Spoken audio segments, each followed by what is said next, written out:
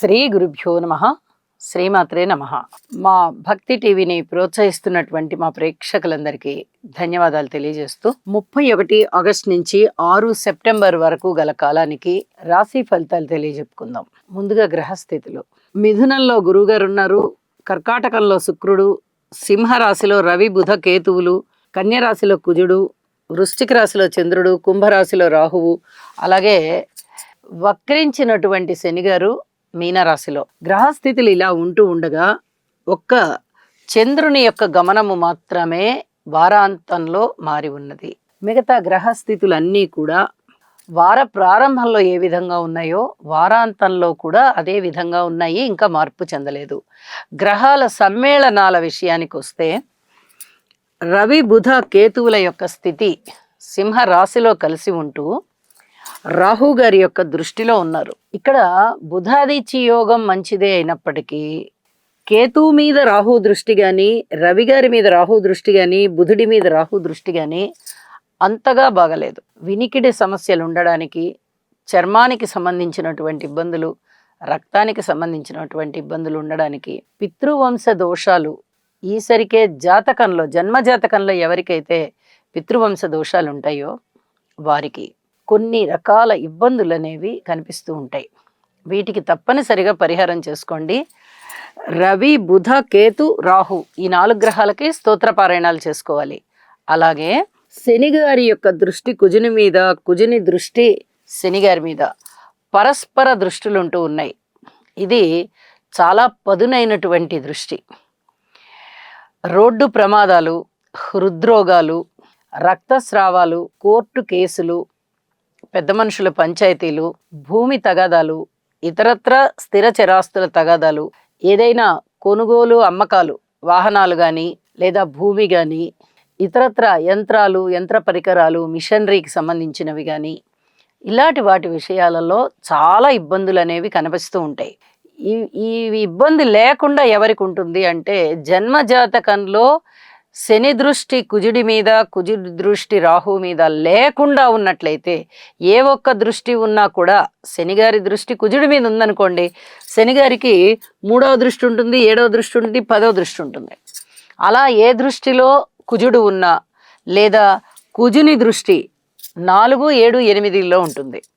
అలా ఏ దృష్టి శనిగారి మీద ఉన్నా ఇబ్బందులు తప్పవు. పరిహారాలు చేయించుకున్నప్పటికీ కూడా కాస్త ఇబ్బందులు అనేవి కనిపిస్తూ ఉంటాయి. కాబట్టి శని కుజ స్తోత్రాలు తప్పనిసరిగా పారాయణ చెయ్యండి. ఇది చాలా చాలా చెప్పదగినటువంటి సూచనగా తెలియజేస్తూ ఉన్నాను. ఇక రాహువు చంద్రునితో కలుస్తూ మనకి ఇంచుమించుగా చంద్రగ్రహ గ్రహణం, చంద్రుడికి సంబంధించి ఈ చంద్ర రాహువుల కలయికతో గ్రహణం ఏర్పడుతుంది.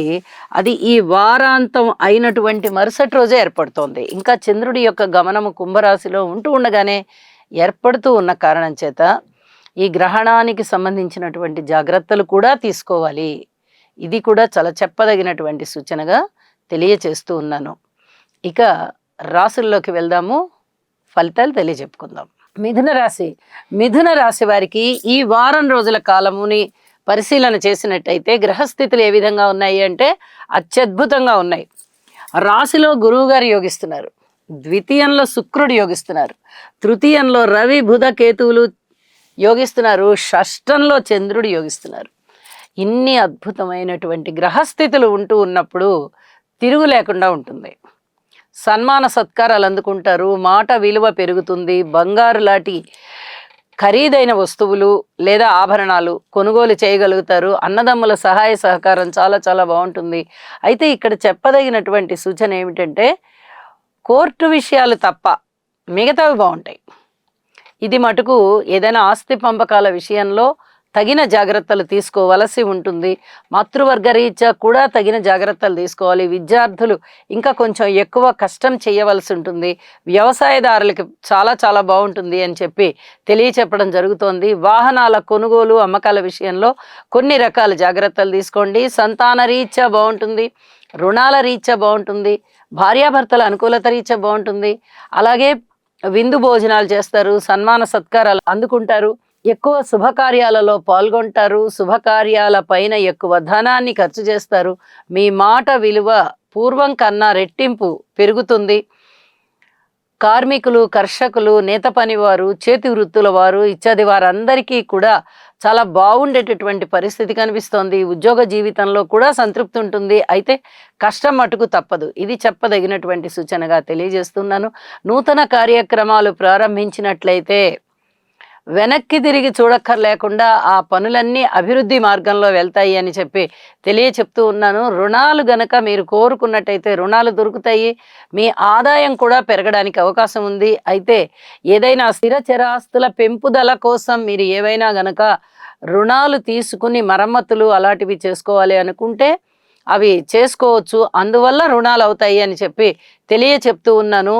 ఇక వారాంతంలోకి వెళ్ళేటప్పటికి చంద్రుని యొక్క సంచారము షష్ఠ స్థానం నుంచి నవమ స్థానంలోకి వచ్చి ఉంటూ ఉన్న కారణం చేత చంద్రుని యొక్క గమనము వార ప్రారంభంలో చాలా మంచి ఫలితాలను ఇస్తోంది. కానీ వారాంతంలో అంత అధిక ఫలాలనైతే ఇవ్వబోవడం లేదు. అయితే రాహుగ్రస్త చంద్రగ్రహణం ఉంది కాబట్టి కొన్ని రకాలైనటువంటి జాగ్రత్తలు తీసుకోవలసి ఉంటుంది.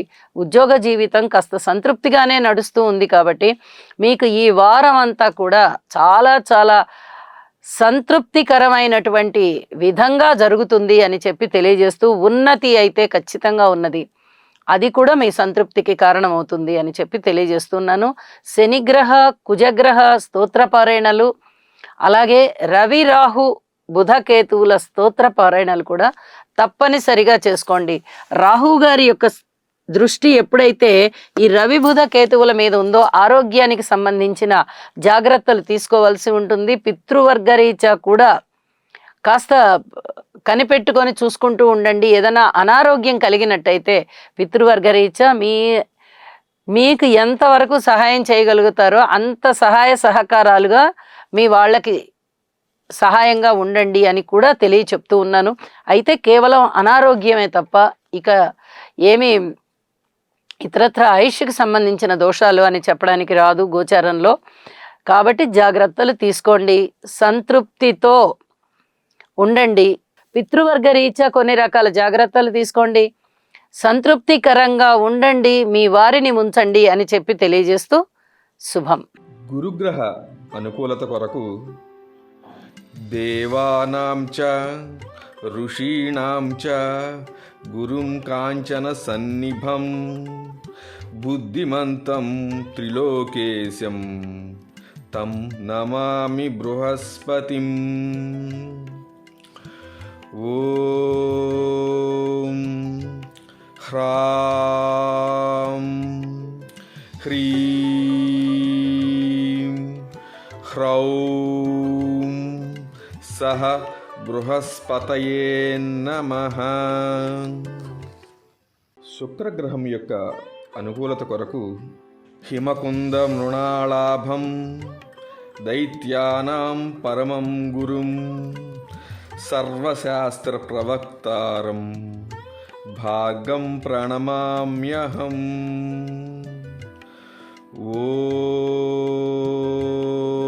ఓం ద్రాం ద్రీం ద్రౌం సహ శుక్రాయ నమః.